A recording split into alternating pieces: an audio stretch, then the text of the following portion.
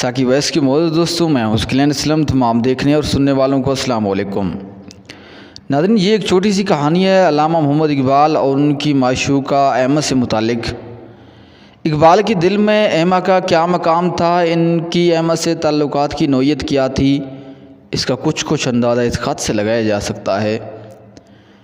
برائے اکرم اپنے اس دوست کو مت بھولیے جو آپ کو ہمیشہ اپنے دل میں رکھتا ہے اور جو آپ کو کبھی فراموش نہیں کر سکتا۔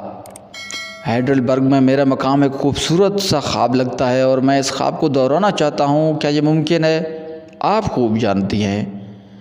ان خطوط سے اقبال کے اس روایتی تصور سے بالکل مختلف تصویر ہمارے سامنے آتی ہے جو ہم شروع ہی سے نصابی کتابوں اور یوم اقبال پر کی گئی تقریروں میں دیکھتے رہے ہیں۔ ان خطوط میں اقبال حکیم الامت اور مفکر پاکستان کم اور جذبات سے مغلوب نوجوان زیادہ نظر آتے ہیں۔ 21 جنوری 1908 کو انہوں نے لندن میں ایما کے نام خط میں لکھا، میں یہ سمجھتا ہوں کہ آپ میرے ساتھ مزید خط و کتابت نہیں کرنا چاہتی اور اس بات سے مجھے بڑا دکھ ہوا۔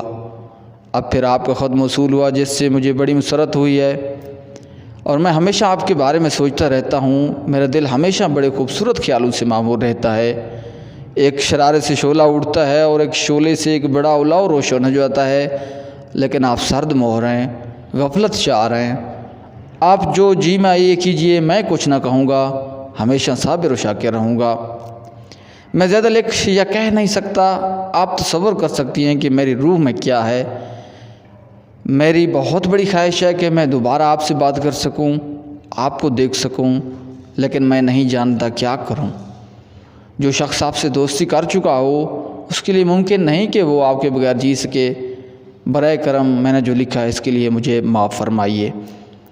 یہ خط علامہ اقبال کے ایملی ایما ویگے ناسٹ کے نام جرمن زبان میں لکھے گئے متعدد خطوط میں سے ایک ہے۔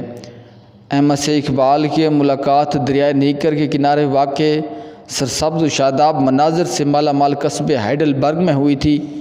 ایک تو ماحول رومان پرور اور اوپر سے اقبال بھرپور جوانی کے عالم میں، اور پھر حسین و جمیل ایما۔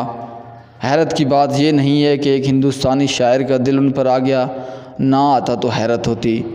یہ تھی علامہ اقبال اور ان کی معشوقہ ایما سے متعلق ایک چھوٹی سی تحریر جو آپ لوگوں کے ساتھ شیئر کی۔ مزید اس طرح کی دلچسپ ویڈیو کے لیے ہمارے چینل کے ساتھ جڑے رہیے۔ چینل پر نئے ہیں تو چینل کو سبسکرائب کرنا نہ بھولیے گا۔ جلد ملتے ہیں اس طرح کی ایک اور انٹرسٹنگ ویڈیو میں، تب تک کے لیے آپ اپنا اور اپنوں کا ڈھیر سارا خیال رکھیے گا۔ اللہ حافظ۔